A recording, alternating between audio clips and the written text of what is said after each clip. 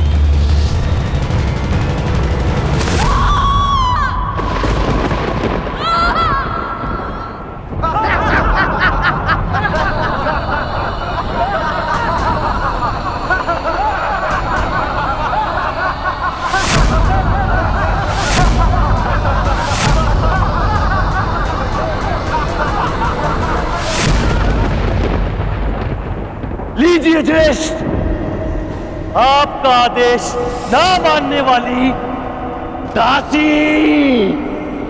दंड के लिए प्रस्तुत है। दुशासन!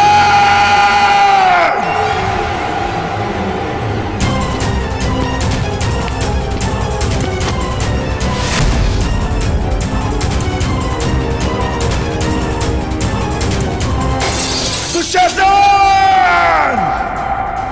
मैं पांडुपुत्र भीम ये प्रतिज्ञा लेता हूं कि जिन हाथों से तुमने द्रौपदी को स्पर्श किया है, मैं उन्हीं हाथों को धाड़ से उखाड़कर फेंक दूंगा।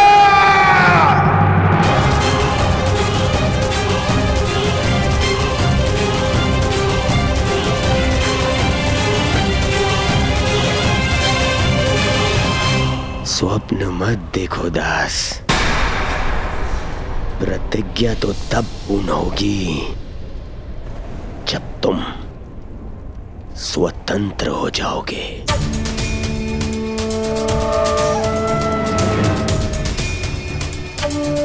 अनुज दुशासन, जब गर्व टूटता है, जब अभिमान चकनाचूर हो जाता है, तब सबसे पहले मुख काला हो जाता है। अग्नि सूता होने का गर्व टूटा है इस याज्ञ सैनी का।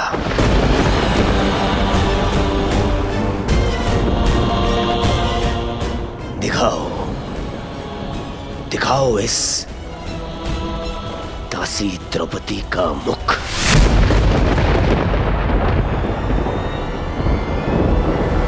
मैं दासी नहीं हूं, मूर्ख दुर्योधन।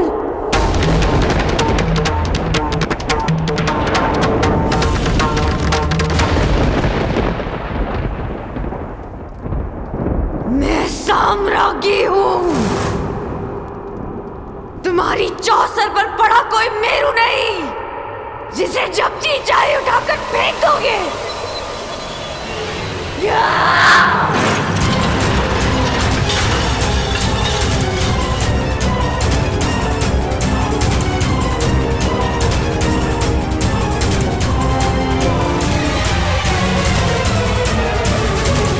हस्तिनापुर की राज्यसभा में ये किस प्रकार का व्यवहार हो रहा है महाराज?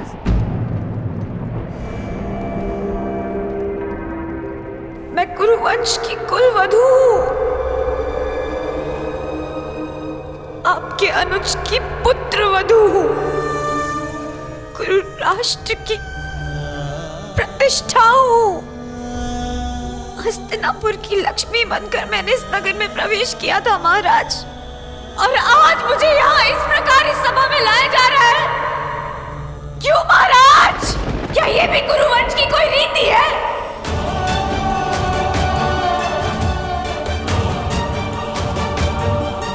पितामह, आप तो हस्तिनापुर की प्रतिष्ठा के रक्षक हैं, तो आज हस्तिनापुर के सम्मान का अंत होता हुआ आप कैसे देख सकते हैं? आप तो स्वयं माता गंगा के पुत्र हैं पितामह, वो तो पतित पावनी है। फिर आपके सामने ये पाप होता हुआ आप कैसे देख सकते हैं पितामह?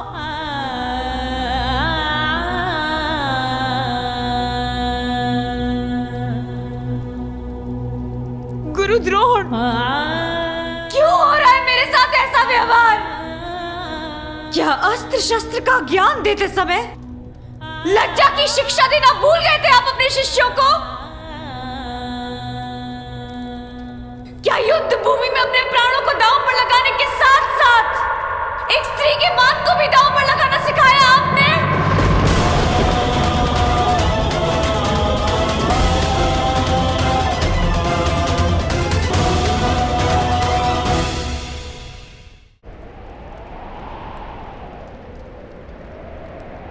तो नीति के महान ज्ञाता है काका श्री विदुर। तो इस समय आपकी नीति शांत क्यों है? महाराज से तो विधाता ने देखने की क्षमता छीन ली, परंतु अनीति का विरोध करने का साहस आपसे किसने छीन लिया?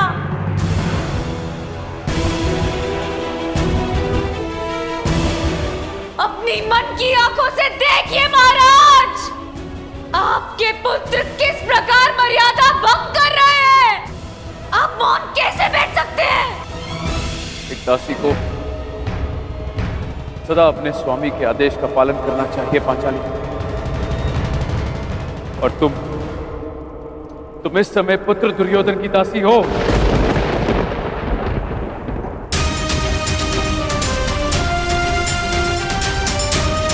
मैं कैसे दासी हो गई? किस प्रकार दासी बन गई मैं? अभी तक धर्मराज युधिष्ठिर ने मेरे प्रश्न का उत्तर दिया ही नहीं। जब वो द्यूत में स्वयं को हार चुके थे, तो उन्हें मुझे हारने का अधिकार किसने दिया?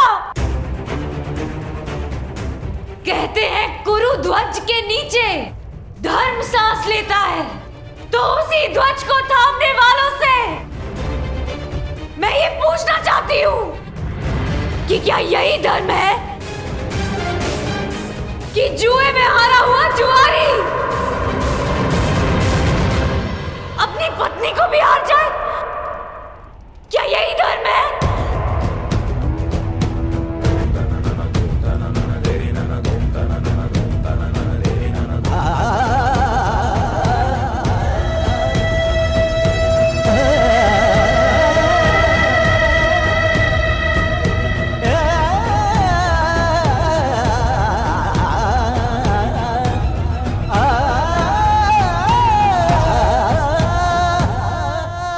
आर्यव्रत के महान शूरवीर पांडव,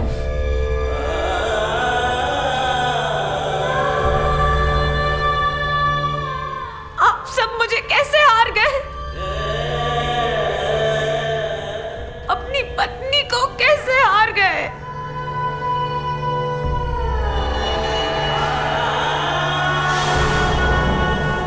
किसकी आज्ञा से, किसकी अनुमति से, किस अधिकार से?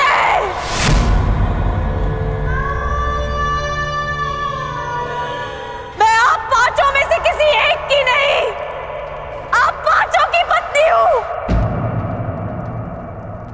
इसीलिए आप सभी के अर्धांग पर मेरा अधिकार है, और ये अधिकार किसी भाई के अधिकार से कहीं अधिक है। माना कि आप पांचों भाई हैं,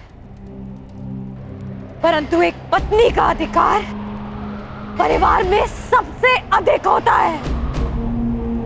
मनुष्य की मृत्यु पर परिवारजन केवल दुखी होते हैं, परंतु विधवा केवल उसकी पत्नी होती है। पत्नी केवल परिवारजन नहीं, परिवार को आगे बढ़ाने वाली जननी है। उस जननी को कैसे हार गए आप? कैसे?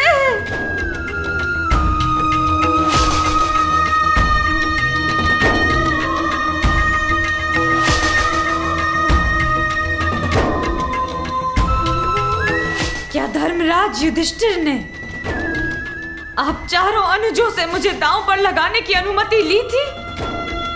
क्या आप चारों कनिष्ठों ने अनुमति दी थी?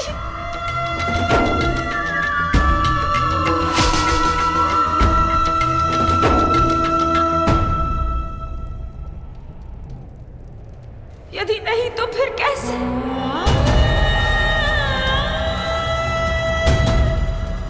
तो फिर कैसे मुझे दांव पर लगाया गया? कैसे मैं दासी बन गई? क्या धर्मराज के धर्म का भाला अपनी धार खो चुका था? क्या महाबली वृकोदर भीम की गदा इतनी भारी हो गई थी कि उससे उठी नहीं? क्या महाधनुर्धार अर्जुन अपना गांडीव चलाना भूल गए थे? क्या नकुल और सहदेव खड़ग उठाने में समर्थ नहीं थे?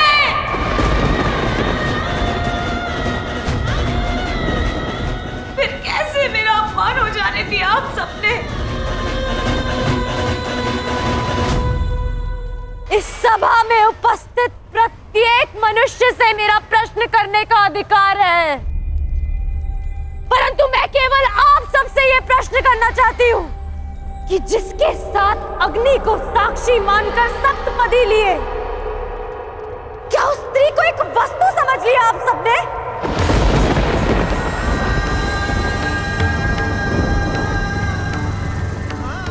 क्या स्त्री एक वस्तु है कि जब जी चाहा दांव पर लगाया और जीत लिया?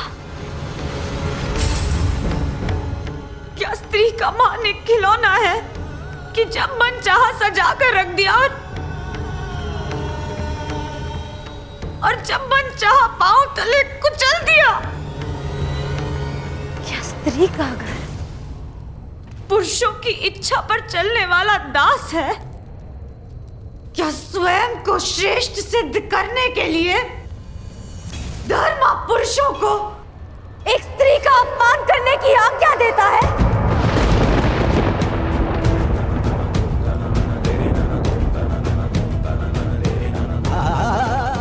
या धर्म स्वयं ही एक स्त्री के अपमान का कारण है?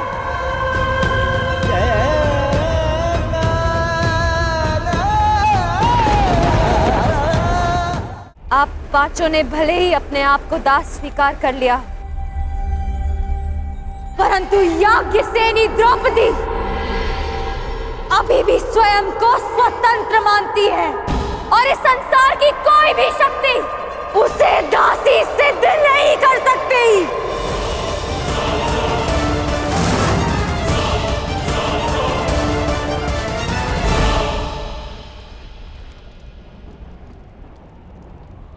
शांत शांत हो जाओ द्रौपदी। सम्मान का प्रश्न तो पुरुषों से पूछा जाता है।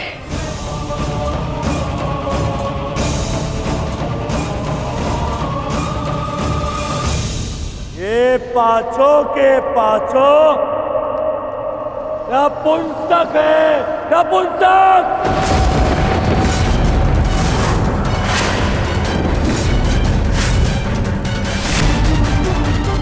कैसे नपुंसकों को अपना पति बना लिया है।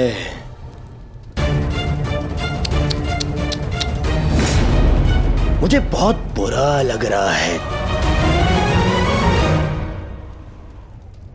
एक काम करता हूं, मैं तुम्हें भी एक अवसर देता हूं। एक अवसर अपना सम्मान बचाने का।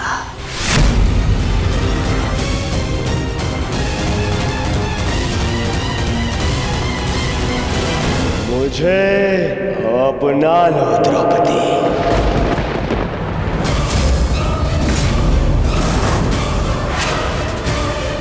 मुझसे संबंध बनाओ तो मैं वचन देता हूं, मैं तुम्हारी सुरक्षा करूंगा। मुझसे संबंध बना लिया तो ना तो कोई तुम्हारे ऊपर आंख उठाकर देखेगा और ना ही मुख उठाकर कोई दासी कहेगा।